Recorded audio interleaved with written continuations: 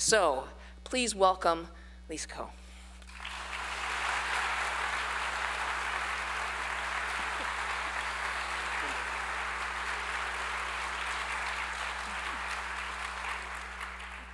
Hi, everyone. Thank you so much, Celeste, to Mark, to SCAD, to Savannah Book Festival, and Kim, the festival director. And thank you to all of you for being here tonight. It's really such an honor to be here to talk to you. So I'm Lisa Coe. I did not write Outlander.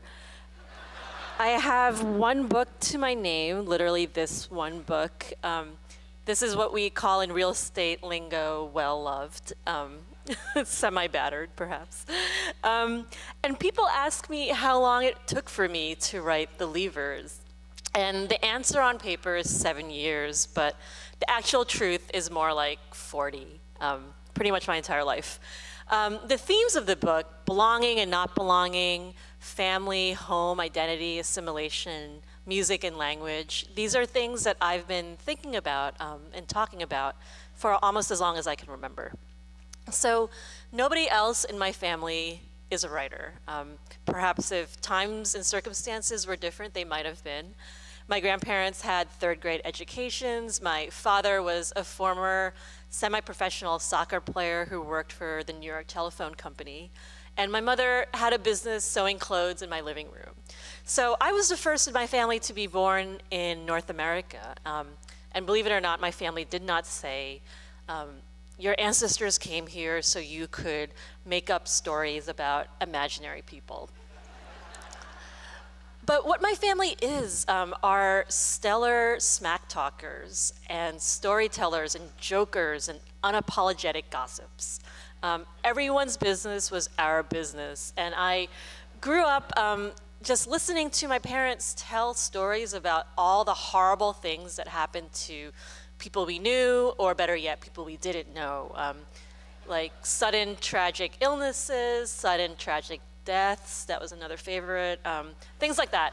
So you could call that my first lesson on narrative and plot.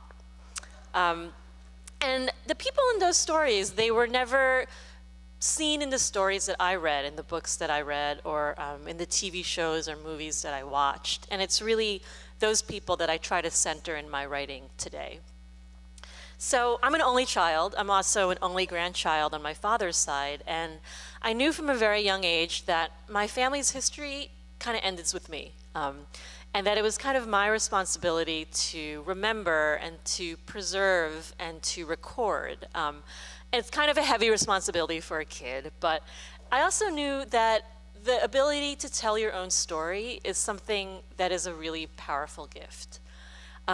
And I've been keeping a daily journal since I was 5 years old, pretty much have written what I've done every day of my life. It's kind of a strange thing to be able to access that information at any given time. I rarely do so. But when I do, I'm always kind of shocked at how little I've actually changed. I think we're actually the same people we were at 10 or 12 or 14. When I was in 8th grade, I was very anxious about the fact that I had not yet published a book. Little did I know. I had recently read that Tina Yothers, the little sister in Family Ties, had published a book, and we were the same age. And then I was like, I'm really behind. I'm running out of time. So even as a kid, writing was kind of my way of dealing with mortality. My fears of it, my anxiety around it, trying to understand it. It was also a way to feel heard and understood when I often wasn't. And I was a binge reader, so I would take out books from the library and I'd read them in bed all night with a flashlight. I was definitely an insomniac. For anyone with kids, if you want them to grow up to be writers, I would suggest starting them on coffee very early. And I would read all these amazing classic 70s YA books, like I Was a Teenage Alcoholic, I Was a Teenage Glue Sniffer, I Was a Teenage Acid Dropper, that kind of thing. I also loved political cartoons like Doonesbury and really terrible tabloids like the New York Post. So my appetite for true crime and politics started early as well. And all my parents really wanted me to do was to stop reading and stop ruining my eyes and go out and play team sports. I was one of the only kids of color who was growing up in the 1980s in a small New Jersey suburb. You might imagine this was not always super fun. And I wrote the community that I wanted into existence. I wrote about imaginary friends and families who lived in our neighborhood, even in our house. I wrote fiction before I knew what fiction was. I even wrote a brother into existence. His name was Derek. He was tall, he liked basketball, and he was 2 years older than me. I also wrote letters from fake pen pals. Back then, you could actually send your home address and birthday to a print magazine for kids and have other kids write to you. It seems really hard to imagine doing that now. But when I wasn't receiving letters, I would write letters to myself and mail them to myself. So maybe that sounds kind of desperate. So I said I wanted to be a writer, but I didn't say it out loud because writers weren't people who looked like me, though writing was really the way that I saw the world. And I read all the time. It wasn't until middle school that I finally read a book that had an Asian American protagonist. I still remember the title. It was The Year of the Born Jackie Robinson by Betty Bell-Lord. And when I read it, I remember feeling kind of strange. It was a strange sensation of being recognized and also visible. When I was so used to not being visible ever in any form of popular culture unless I was a target or a joke. So that felt kind of dangerous to be visible, but it also made me realize that I was worthy of being seen and being written about. And it wasn't until college, many years later, that I finally read another book by an Asian American author and that I finally started writing about people who also looked like me. So all this time I was writing stories, journal entries, fake letters, real letters, abandoned novels or two. I did my first reading at an open mic when I was 20 years old at the Asian American Writers Workshop in New York City, an organization that still exists. And I remember feeling so nervous and then walking back to my seat after I did it, and I was like, I killed it. And my heart was pumping, and I was like, I really want to be a writer. I know I can do this. This is what I want. But it took me a long time to fully claim that identity for myself. I have a former teacher, the writer David Mura, and he said a quote once that goes, in order to write the book that you want to write, you need to become the person you need to be in order to write that book. And for me, that meant giving myself permission to really be myself, to see my work as something that had value and that was important. So meanwhile, I graduated college, I moved to New York City, I worked in book publishing for a lucrative salary of like 18 grand a year. I worked on a print magazine about the internet. This was in the late 90s. Worked for a number of weird .coms, like this proto-Yelp site where we had to write, we had to compete to write the highest number of listings per day so we can get a prize. And we slept in a cube farm until the day that my hand froze into a claw because I had been mousing too much. So I took writing classes after work, read all the time. I got a master's degree in library science from a grad school as I was working at a film production company. And I wrote stories about a mildly depressed Chinese-American woman writer.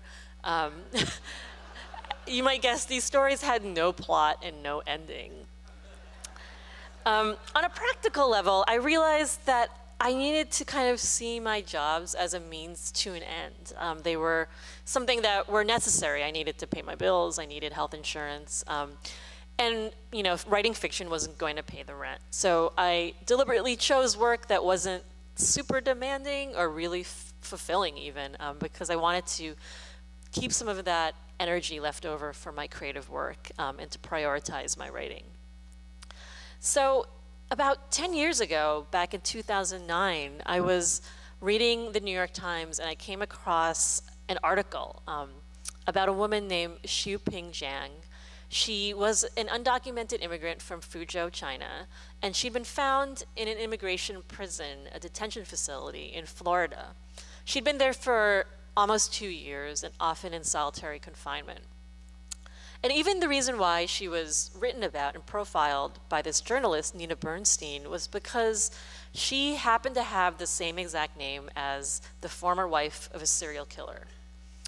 So the journalist was looking for this other Xu Pingjiang, didn't find her, but found this other woman with the same name, who happened to have a compelling story. And what happened was that she had been in this prison for 2 years, and she also had a son, a young son, that she had tried to bring into the US, and he had also gotten caught by immigration and adopted by a Canadian couple. So I really couldn't stop thinking about this woman and her child. Even though Xu Pingjiang was able to get pro bono legal representation from the attention she got through that article and later won asylum, she wasn't able to gain custody back of her own son. And I started reading about all these other stories of undocumented immigrant parents who were being forcibly separated from their US-born children. What was happening was that the parents were being detained or deported, and even if they wanted to take their kids with them, US courts were saying, no, the kids belonged with other families, and gave full custody of the kids to adoptive families, mainly white and middle-class American families. So I was really horrified that this was happening, both as a child of immigrants and just as a human being. And I'm often feeling very frustrated about how we talk about immigration in the way that we talk about it as kind of occurring in a vacuum, when the truth is it's things like trade agreements and the US backing of wars that might cause people to seek economic opportunities elsewhere. You know, as in we bomb other countries, we make it untenable to live there, and then we ban refugees who try to come to the US. And even the context of what is legal and what isn't legal is something that's constantly shifting, right? Before 1965 and the Immigration and Nationality Act that my mother was able to come over on, it was nearly impossible to come to the US legally if you were not from Western Europe. And there were federal laws that explicitly forbade certain ethnic groups from coming to the US, such as the Chinese Exclusion Act, which forbade people like me from legally coming to the US for more than 60 years. So I'm very interested in what I call the story behind the story, kind of what's not being said when we talk about certain things, when we read articles in the news, in our popular discourse. And what's not being said, to me, is almost as interesting and at times more interesting than what is being said. So when I was reading these news articles about these immigrant families being separated, and the word unfit parent was coming up in terms of how these parents were being spoken about in courts. And that to me seemed to bring up a lot about who has the right to parent children, even parent their own children. And it seemed to be saying something about economic resources and social and cultural capital, that the people who had these had the right to other children. It also said something about assimilation. Why did these children have to stay in the US while their parents had to leave? Who was being expected to assimilate in America, into what and why? So I started writing about a woman named Polly. She was very loosely based on the woman in the Times article, but she soon kind of grew a life and trajectory of her own, as characters often do. She's a bit of a badass and a rebel. She's born and raised in a small village in Southeast China, and she's the first girl in that village to move to the big city. And when she's 19 years old, she ends up paying $50,000, or rather taking out a loan for $48,000 to come to the US. That's kind of the going rate at the time. So she moves to New York City. She gives birth to a son that she names Deming. And they live together in the Bronx. They don't have a lot of money, but they have a family, until the day she goes to work and doesn't come home. And in my initial drafts, I was really motivated by anger. I was angry that this was something that was happening, and I wanted my readers to be angry too. I'm not saying this is necessarily the right way to write a story. And I wanted to really draw connections and raise awareness about how the for-profit prison system affected our immigration policies. But as the writer Tayari Jones, who's here at the festival this weekend, said in a recent interview, social justice is not a character. And I knew the external circumstances of my two characters, that there would be a mother and a son separated by unjust immigration policies. But that wasn't the story. The story that I needed to figure out was their internal journeys. What are the choices that they make despite the separation? What do they choose and decide to do in their lives or decide not to do in their lives? And how do they find their way back to one another? And my way to figure this out was really through the lens of Polly's son, Deming. What happens to him, and this was something that I kept thinking about as I returned to those news articles, the thought of these children who were being raised in adoptive families in communities that were very different than their communities of origin. What was it like for them? What was it like for them knowing that their parents wanted to keep them but couldn't? So I started to write Deming's story as well. And what happens is that after his mother disappears, he's 11 years old, and he's left with no one to take care of him. And eventually he gets adopted by a pair of upper middle class white professors, and they move him from the Bronx in New York City to a small town in upstate New York, where he's pretty much the only Asian person. And it's a really big migration for him. It's not a migration that happens across an ocean or across a national border, but it might as well be, psychologically at least. So his new parents, they kind of just want him to assimilate and fit in, and they change his name to Daniel Wilkinson. And it doesn't really work. Surprise, surprise. And when he's 21, Deming starts to look for his mom. He doesn't know what happened to her. It's always sort of a hole in his heart and really in his identity. He doesn't know if his mother is alive, why she left, if it was something that he did. And it's really that search for his mother that ends up forming the narrative arc of the Leavers. So here's the last day, very quickly, that Deming and his mother see each other. The day before Deming saw his mother for the last time, she surprised him at school. A navy blue hat sat low on her forehead, scarf around her neck like a big brown snake. "What are you waiting for, kid? It's cold out." He stood in the doorway of PS 33 as she zipped his coat so hard the collar pinched. "Did you get off work early?" It was 4:30, already dark, but she didn't usually leave the nail salon until 6. They spoke, as always, in Fujianese. "Short shift. Michael said you had to stay late to get help on an assignment." Michael is like Deming's surrogate brother/cousin that he lives with. Her eyes narrowed behind her glasses, and he couldn't tell if she bought it or not. "Teachers didn't call your mom when you got detention. Only gave a form you had to return with a signature, which he always forged." Michael, who never got detention, had left after 8th period, and Deming wanted to get back home with him, in front of the television, where, in the safety of a laugh track, he didn't have to worry about letting anyone down. Deming and his mother walked up Jerome Avenue. In the back of a concrete courtyard, 3 older boys were passing a blunt, coats unzipped, wearing neither backpacks nor hats, sweet smoke and slow laughter warming the thin February air. "I don't want you to be like that," his mother said. "I don't want you to be like me. I didn't even finish 8th grade. What a sweet idea, not finishing 8th grade. He could barely finish 5th. His teachers said it was an issue of focus, of not applying himself. Yet when he tripped Travis Bopa in math class, Deming had been as shocked as Travis was. He kept his arm against his mother's, loved the scratchy sound of their jackets rubbing together. She wasn't one of those TV moms, always hugging their kids or watching them with bemused smiles, but insisted on holding his hand when they crossed a busy street. Inside her gloves, her hands were red and scraped, the skin angry and peeling, and every night before she went to sleep, she rubbed a thick lotion onto her fingers and winced. Once, he asked if it made them hurt less. She said only for a little while, and he wished there was a special lotion that could make new skin grow, a pair of superpower gloves.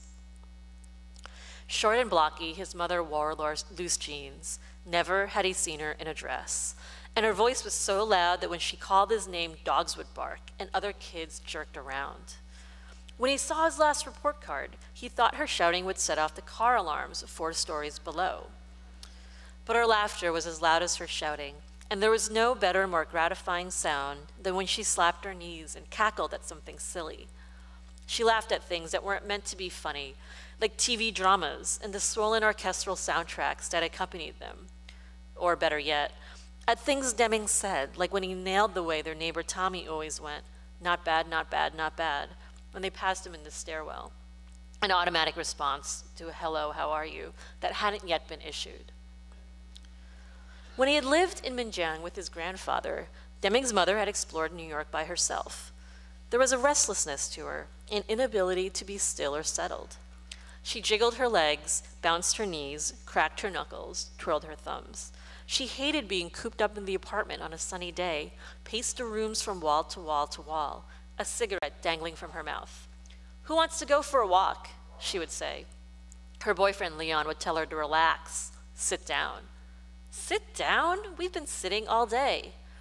Deming would want to stay on the couch with Michael, but he couldn't say no to her, and they'd go out. No family but each other. He would have her to himself, an ambling walk in the park or along the river, making up stories about who lived in the apartments they saw from the outside.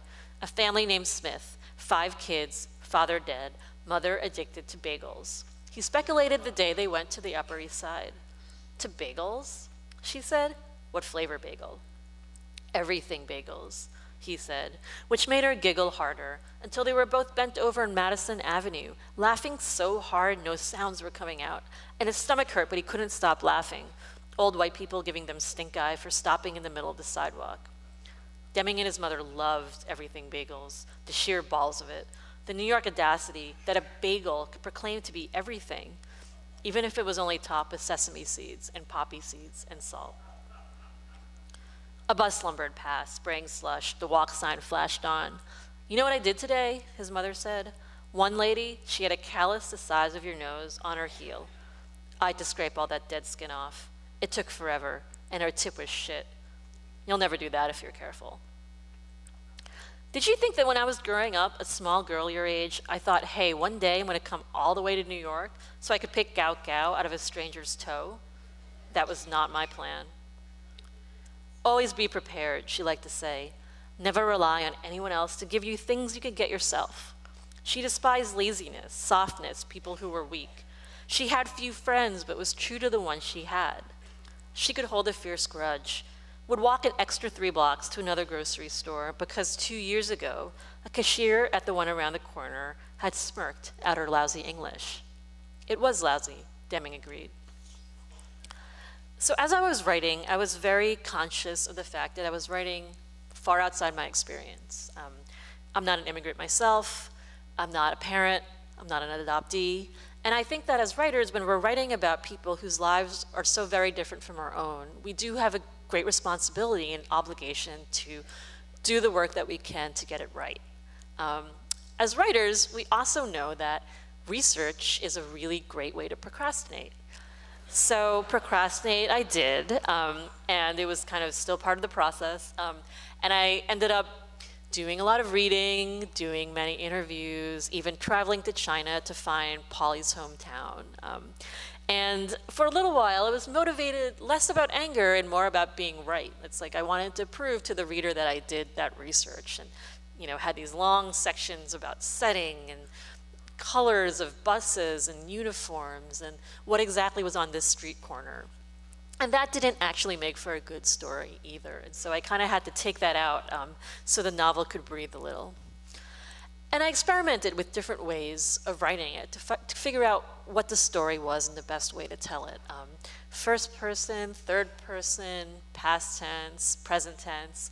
And I finally settled on a dual narrative, meaning that part of the book is narrated from Deming the son, and part of it is narrated from his mother, Polly, where she kind of tells him about her life and what happened to her before and after their separation.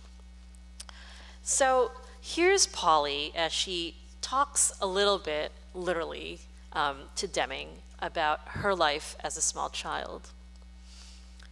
"I always told you not to be like me. I quit school in grade 8. Stupid. I'd ask a boy who was an even worse student than I was, but whose parents were cadre members, to give me a cigarette. Girls don't smoke," he said, and that was a dare I couldn't resist. The inhale made my lungs burn, but I held it in and forced down the coughs and exhaled so smooth and neat, letting the smoke exit my lips in a perfect curl. Teacher Wu paddled me, but not the boy. I leaned over his desk as he whacked my butt with his wooden board, and as I faced my classmates' stunned faces, I laughed. I'd seen boys cry when they got the paddle, but this smacking was no big deal. I didn't go back to school after that, and the summer passed in the slowest ooze. My hair grew longer, my face sharper, and I swept the rooms until the floors were clean enough to lick. The whole village was sleepy that summer, a still pond on a humid day. The striped plastic tarps strung across the alleyways were faded and torn, and the vendors with their flip-flops, batteries, and scratchy panties in individually sealed plastic bags looked resigned to never selling anything. Even our chicken's eggs were smaller, like she had struggled to push them out. One afternoon at the end of the summer when I was 15, I was doing the laundry. Couldn't wait any longer for the weather to cool. And the clothes needed washing, though it was almost pointless to wash them in such humidity. I filled the plastic basins, wrung out the clothes, and strung them one by one from the line, my father's underpants and my t-shirts, flapping squares of gray, red, and white. I heard a small squeak and looked up, and there was a neighbor boy, Hai Feng, taller than when I'd seen him last, staring at me from atop a bicycle. "Want a ride?" he said. My father called him the wimpy Lee boy. "Soft like a pillow, that one," he said, when we overheard Hai Feng's parents ripping him a new one for failing the high school entrance test. I kind of felt bad for Hai Feng. Plenty of kids in the village wouldn't make it to grade 9. We all had as much of a chance of going to college as flying to the moon. Hai Feng's dark hair stuck to his face in the summer heat. He had a widow's peak that made him look older than he was. His limbs were gangly, but there were ropey muscles on his calves and forearms, tightly balled and hidden.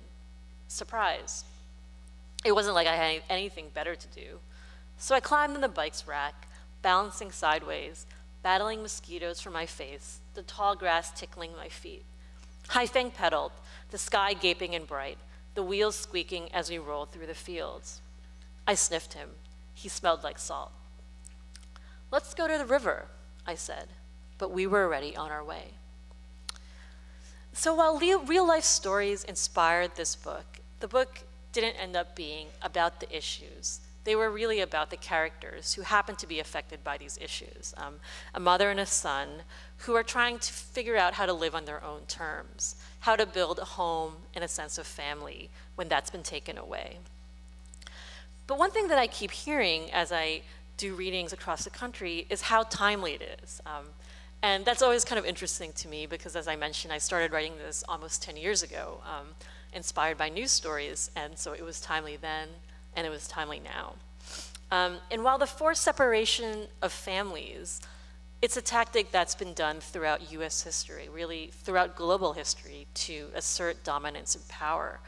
But the truth is that we are living currently under an administration that is violently anti-immigrant, and that is really using immigration and immigrants as a wedge, as one of the wedges, to distract from crimes at a higher level of power. So currently we have about 7,000 parents who are immigrants and who are parents of US-born children being deported from the US every month. So if you imagine that and the reverberations that has, that's 7,000 parents of even more children who in many cases are left with no one to take care of them. And there are social, economic, and mental and emotional impacts throughout so many communities in the US. We're seeing arrests of immigrants by ICE up 40% this year over last year. And most of those are actually of people who have no criminal record whatsoever. Immigrant rights advocates who are being targeted and pulled out of their homes in the middle of the night, parents who are being picked up as they take their children to school in the morning, people who have lived here for more than half a century who are being sent back to countries they don't even know while they have US-born spouses and children. So I want to end this from a place of action rather than one of powerlessness. I know that for me, when I hear so many of these stories, it can be easy to feel helpless. And I don't know if that's true, that we are helpless. I was speaking to a woman recently who said something like, yeah, I wish I could be an activist, but I can't quit my full-time job and be a full-time activist. And I thought that was interesting because it felt like it said something about the way that we look at being in action and social movements here in the US. It becomes sort of this all or nothing thing, and it's not true. So one thing that's been helpful for me is kind of a framework that my partner Jolman came up with about tactics to use to be in action to help make our communities more just, because no social movement exists with just one tactic. And the three things are to change, protect, and resist. And as I realized when I was writing this that there was a very handy and recognizable acronym, CPR. And when I'm speaking about these ways of being in action, what I mean is change, meaning that we affect social change through changing values. So that might mean speaking to our families and our communities, and also maybe even taking a closer look at ourselves. What are some ways that we might have unconscious biases? The P for protect, it really should be S for support, but then I would lose the CPR. So by that I mean, we need to use our resources to support people who are directly impacted by injustice. That could mean economic resources if we have them. It could also mean other things like donating time or skills that we might have, legal knowledge or even language knowledge if we're fluent in English. And the last thing is resist. That's a term that we've heard a lot more these days, but the truth is the fight is not new. And from this we can kind of take the lead from people who've been organizing for a long time. And that could also mean doing things like, calling our elected officials to talk about policies that we feel are unjust, and really just standing up for what is right. So I hope that if these stories have affected you, that this will resonate with you as well. Thank you so much.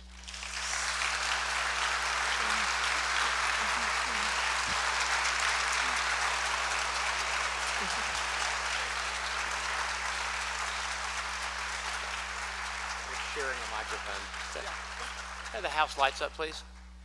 So again, we're going to be doing a few questions here, and what I'm going to do is just remember we're going to have the people with the microphones in the audience that are going to be picked out by or picking out people with their hands up if they have a question.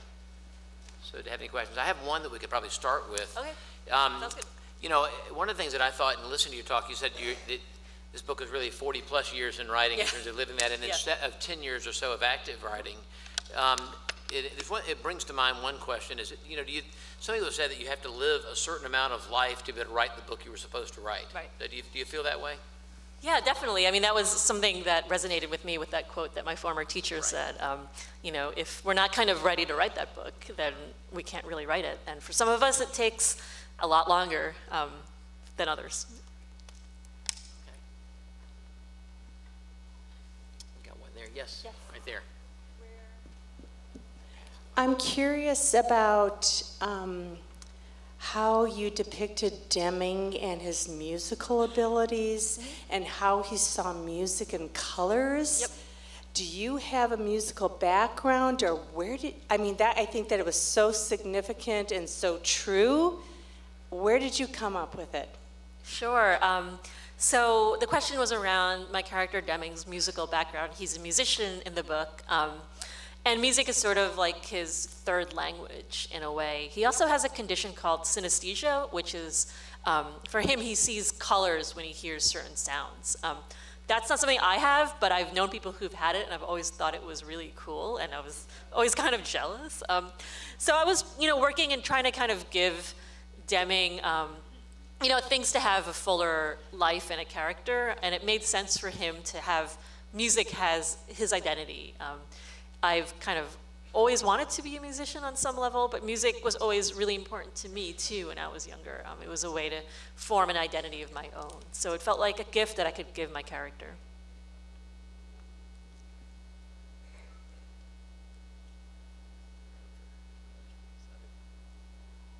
Is there one up in the balcony there? I see a microphone moving rapidly across the balcony, so. Great. First of all, I love the book. Thank you. And I'm curious, what kind of research did you do? Because you really captured the essence of how difficult it is to be a child in a foster adoptive situation, and the struggle that the adoptive parents had trying to understand. Well, the research consisted of reading and also interviewing people and having people look over my work. And that's kind of something that I mentioned about like wanting to be sure I write like in the most authentic way to those experiences possible. So I had people who were adoptees and also foster parents, and many other things, including, you know, online gamblers and musicians, to look over parts of the book to kind of check what I've written factually and kind of give me more ideas on what characters might feel and do.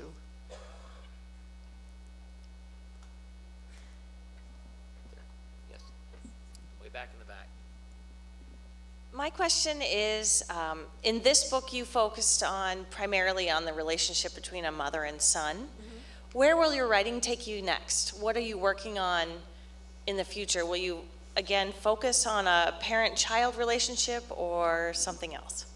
Well, we'll see. I've been, you know, so busy kind of still talking and thinking about the levers that I haven't really done much towards a new book. So we'll see what that's about. But I also feel like parent-child relationships are kind of always in the background of every story, even if they're not explicitly about that, right? We're all either parents or children or both. So there's some way that that kind of is something we all carry and are affected by.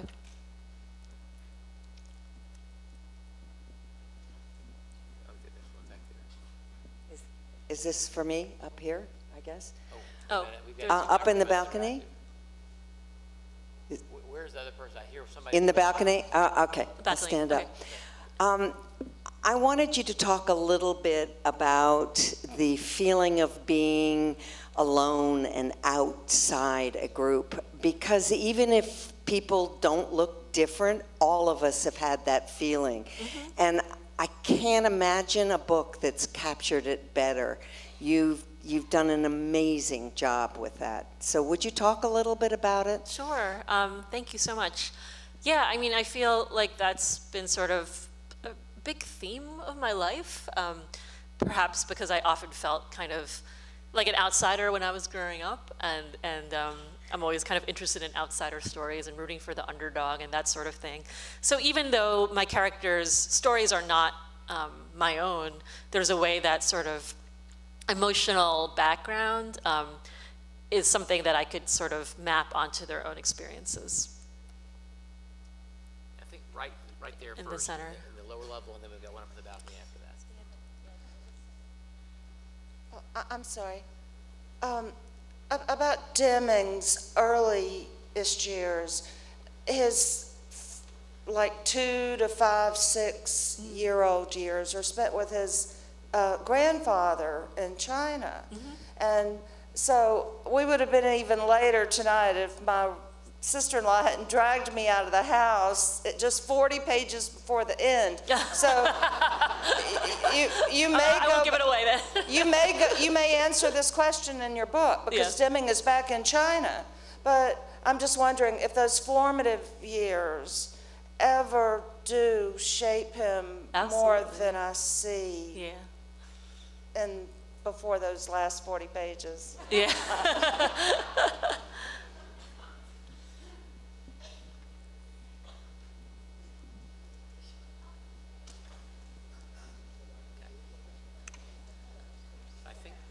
Is that it, or do we have time for more? Oh, I think there's another one up here in the balcony. Is that right? Hi, I was wondering, I felt like you really nailed Deming's voice as a young boy as well as a young adult. Was that hard? How'd you do that as a first-time novelist? Well, it took many, many drafts. And though I didn't grow up as a boy, I had, you know, my boyfriend actually read parts of it over as my like male advisor, and that was helpful as well. I'm really into like having people read my work who kind of have more knowledge about those characters, and he was sort of able to kind of give a little insight about, oh, you know, this might be what, you know, young boys who are friends might do or relate to one another. But yeah, it wasn't really that hard. I feel like there's a way that, again, there's a way that Deming and I share some like emotional background that I was able to kind of make it easier to create his own character. There was one right there. Hi, can you talk about the process of getting your book published? You know, did you have an agent? Was it a cold call mailing? And did you get a lot of editing? You know, how did that work? Well, my journey towards publishing was a little, I guess, atypical. Celeste mentioned in her introduction about my, 50 rejections a year. And one of those things was actually submitting to a prize called the Bellwether Prize that's funded by the author Barbara Kingsolver. So I submitted the incomplete manuscript on a whim to that, and that prize, when it was awarded, actually comes with a book deal with Algonquin Books. So that was kind of my roundabout way towards publication. And I had a fantastic editor that I was thrilled to work with. Right there. I really enjoyed your book. Thank you. First of all. But you living in a small town in New Jersey, being the only minority, I identify with that. And it was so hard for Demi, and so I guess it was easy for you to address. So do you know of organizations that are making it easier for Asian kids who are adopted by Caucasians? Because it really must be tough. Yeah, I mean, I can't speak for people who've actually lived that experience, and it probably depends a lot on specific family and in different contexts. I know that Deming's journey is not like common because he was a lot older when he was adopted. But I know there is a lot of writing by adoptees and transracial adoptees, and kind of centering their stories is something that's really important, I think. Hearing really what they've gone through and taking their word for it. There's one up in the balcony there. Thank you. I enjoyed the book very much, and I was intrigued by the title, because the leavers could mean many things, the overall arching theme or various individuals in the book. Certainly both Deming and her mother did a lot of leaving of their family and their friends, and I was just wondering if that was a title you had in mind from the beginning, or if that was your book publisher's recommendation, or how you see that title fitting the story. Thank you. Sure. So the question was about the title, The Leavers. It wasn't something that kind of popped into my head until maybe halfway through writing it, and then it kind of stuck with me. And I was really happy that my publishers agreed with it as well. It's sort of the idea that both the main characters, Deming and Polly, are people who leave and are left in different ways, sometimes by their own accord and sometimes against their will, and the kind of different meanings of that.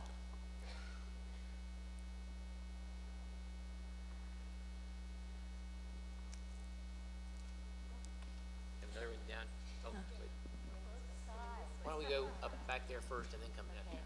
No, I'll leave that one. So I'm curious about Deming's gambling addiction and how you wove that, or why you wove that into the plot. Sure. So for those who haven't read the book, Deming has, a little addiction to online poker. And that came about because gambling was sort of a theme that I've always had for the book. The idea of chance played a big part in all my characters' lives, being in the right place or the wrong place at the right time. And it also just seemed fitting for him, like somebody who is kind of feeling bad about himself but wants to take risks, and seemed to kind of fit his storyline in a way that made sense. We have a hand down there? I just wanted to say that the ending of your book was outstanding. And I think that's where a lot of authors, you read the book, you love it, but the ending of your book was so appropriate, so it just covered it without it being realistic. And there's hope, but it gave a lot of thought, and I just thought you did a wonderful job in doing that. So it's not really a question. It's, but as a first-time author, how much time did you spend getting to the end? You know, 7 or 8 years, or 42, however you want to look at it. Yeah, you know, I didn't really know what the ending would be until I was really comfortable with my characters. I think the more you know about them and the more you define their journeys and what they want and don't want, the easier it is to kind of figure out how to navigate them within the world of the book. And then I kind of realized what emotional note to end on, which I won't give away for the person who has 40 more pages to read.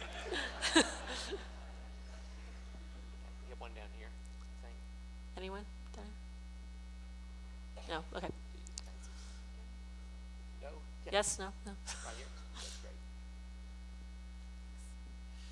Do you regard Peter and Kay critically or sympathetically?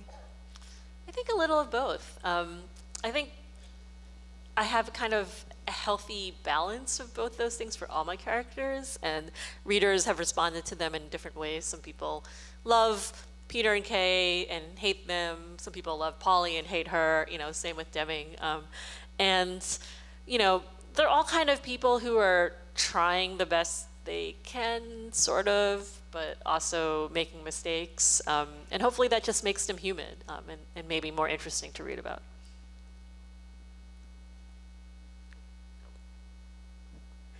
So you said you had a lot of jobs. What was the last job you had that you left, and how long ago did you leave that job so you could actually tour with the book? Maybe the last full-time job I had was as a website content marketing manager, like a digital marketing writer. Yeah. One last question. One more question if you have time. Okay. If there are no more, one last thing, I wanted to give you a gift from the festival. Oh, thank you. This is,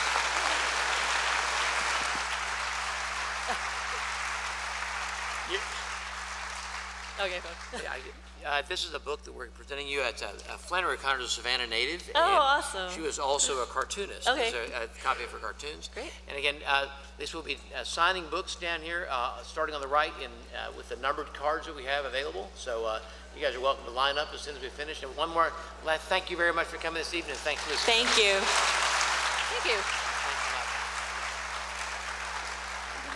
Great talk. Dublin now ain't nothing but a dream. To be right there in the moment, you'd give anything to be. It's alright.